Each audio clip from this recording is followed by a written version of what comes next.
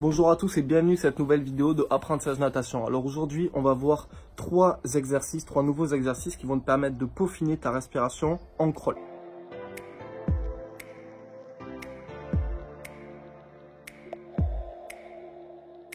J'ai posé des questions à ma communauté pour savoir comment leur permettre de devenir un meilleur nageur sur Facebook, Instagram, YouTube, Apprentissage Natation, vous pouvez nous suivre. Il y a très souvent ça qui revenait. Voilà, la respiration en crawl. Comment je fais? Je m'étouffe, je suis à bout de souffle, j'arrive pas à respirer, j'arrive pas à nager sur des longues distances, etc. Donc en fait, il faut savoir, une fois que tu maîtrises la respiration en crawl, après tout le reste, c'est plutôt facile. Il faut savoir par contre aussi que la respiration, elle va pas venir toute seule. Il y a des choses à faire avec tes mouvements de bras, ta position de corps, etc. Donc la natation, c'est un ensemble. Dans tous les cas, tu veux progresser, tu vas progresser. Tu vas trouver un moyen de progresser. Déjà, ce qu'il faut savoir sur la respiration, c'est qu'il y a 7 règles à respecter. Donc les 7 règles de la respiration. J'ai fait une vidéo là-dessus sur laquelle je te parle de ces 7 règles. Si tu n'as pas vu la vidéo, tu peux y aller et revenir sur celle-ci juste après. Plus tu vas faire des exercices pour peaufiner ta respiration, plus tu vas être à l'aise avec ces exercices.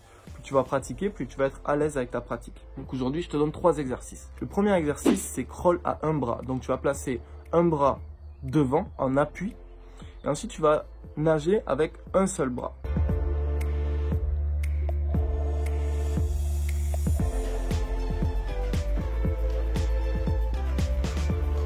Celui-là, vraiment, il est spécifique à la respiration. Donc, c'est-à-dire que tu vas effectuer ta traction et à chaque mouvement de bras, ou tous les 2 coups de bras, ou tous les 3 coups de bras, c'est toi qui vois, tu vas devoir prendre l'inspiration sur le côté du bras en mouvement. Donc, en fait, quand tu tires avec ton bras, à la fin de ta traction, tu as le côté totalement libre. Et tu vas en profiter pour dégager ton épaule, dégager ta tête et prendre ton inspiration. Ensuite, tu rentres la tête et tu rentres le bras. Ce qu'il faut savoir aussi, c'est que tu dois placer un cycle expiration quand tu as la tête sous la surface, c'est-à-dire que tu dois souffler. Ton cycle d'inspiration, il doit être bien marqué quand tu sors la tête de l'eau. Donc cet exercice-là, essaye de le faire avec un beau battement derrière, dynamique. Si tu galères un peu en battement, tu peux mettre des palmes courtes à tes pieds pour dynamiser un peu ta propulsion. Et cet exercice, tu le répètes sur plusieurs longueurs. Tu fais par exemple 25 mètres en respirant tout le temps du côté du bras droit. Ensuite, tu fais 25 mètres en respirant du côté du bras gauche, et ainsi de suite. Et cet exercice, il va te permettre de peaufiner ta respiration à droite et à gauche. Donc si par exemple, tu es un nageur et que tu n'arrives pas à prendre tes inspirations du côté droit, ou du côté gauche, eh bien, tu vas faire cet exercice en prenant tes respirations du côté gauche et tu vas voir que ça va devenir directement beaucoup plus simple. Pas d'excuses, il y a des gens qui disent ouais, j'arrive pas, j'arriverai jamais. Non, si tu vas y arriver, il faut juste avoir la bonne méthode en fait. Donc ça, c'était le premier exercice. Tu peux le décliner en plusieurs niveaux de difficulté. Le niveau de difficulté le plus bas en fait quand tu as une initiation, c'est que tu peux choisir de le faire en ayant ta main sur le mur, c'est-à-dire que si tu as un peu peur de l'eau ou que tu es aquaphobe, tu places ta main sur le mur. Le deuxième niveau de difficulté, c'est que tu peux placer une planche ou un pull buoy dans ta main et les palmes à tes pieds pour dynamiser ta nage et avoir un appui devant. Et le troisième niveau de difficulté, c'est sans rien en fait. Pas d'appui dans les mains, t'as pas d'appui dans les jambes et tu fais tout simplement cet exercice. Donc prends bien le temps de placer tes coups de bras, de placer de l'amplitude, de placer ton inspiration. Quand tu places ton inspiration, essaie de vraiment dégager tout ton corps, y compris les épaules. Et quand tu places ton inspiration, essaie de garder une seule des 2 lunettes hors de l'eau. Tu dois pas trop dégager ta tête de l'eau. Tu dois pas non plus te retrouver sur le dos pour placer ton inspiration. Ok, tu décales ton corps et tu places ton inspiration. Le deuxième exercice que je vais te proposer ici, c'est un exercice assez original. J'en ai déjà parlé dans une vidéo, mais il y a très longtemps. Donc ça va permettre de faire une petite mise à jour pour ceux qui me suivent depuis très longtemps. Cet exercice, c'est le crawl téléphone. C'est-à-dire que tu vas placer une plaquette entre ton oreille et ton épaule et tu vas faire exactement la même chose. Et ça va te permettre de peaufiner et de fluidifier ta respiration. Donc, crawl téléphone, c'est une plaquette entre l'oreille et le bras devant. Donc, un bras qui va rester tendu en gros. Et c'est le même principe, tu vas passer un seul de tes 2 bras. Donc, on y va sur cet exercice. Tu fais 25 où tu vas faire le passage uniquement du bras droit et 25 où tu vas faire le passage uniquement du bras gauche. Et ça, tu le répètes sur plusieurs séries. Par exemple, 8 fois 50.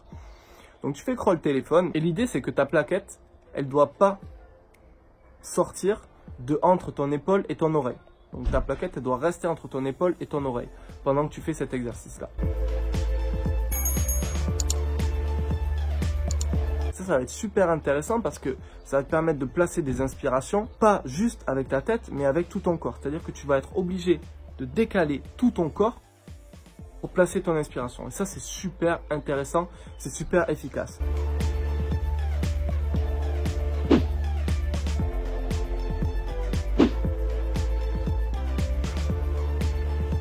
Une fois que tu as fait tes séries de crawl téléphone, tu pars sur 4x50 ou 2x100 ou quelques séries en nage complète et tu vas voir à quel point ta respiration s'en trouvera fluidifiée. D'ailleurs, je t'invite à le faire et à marquer en commentaire les bénéfices de cet exercice. Donc n'hésite pas à revenir sur cette vidéo.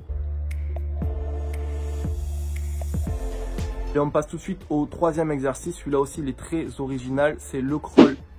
2 inspirations pour chaque prise de respiration. C'est un peu compliqué, je t'explique ça très rapidement. C'est-à-dire que tu vas passer 3 coups de bras. 1, 2, 3. Au troisième coup de bras, au moment où tu dois prendre ton inspiration, tu vas en placer 2 en fait.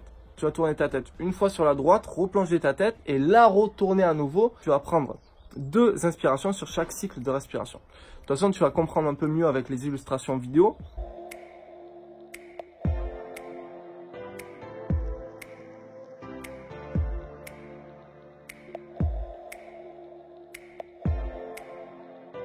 C'est un exercice, encore une fois, hyper intéressant pour fluidifier ta respiration pour la simple et bonne raison que si tu arrives à placer 2 inspirations sur un coup de bras, qu'est-ce qui t'empêche d'en placer une? Tu vois ce que je veux dire?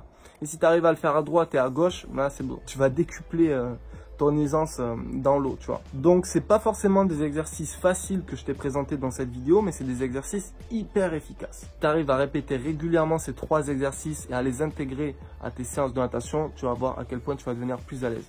D'ailleurs, c'est ce que je t'invite à faire et tu peux revenir en commentaire encore une fois pour poser toutes tes questions. Aujourd'hui, on va sélectionner la gagnante du sondage de la dernière fois. En réalité, c'est même pas moi qui ai sélectionné parce que moi, j'ai pas vraiment un regard objectif.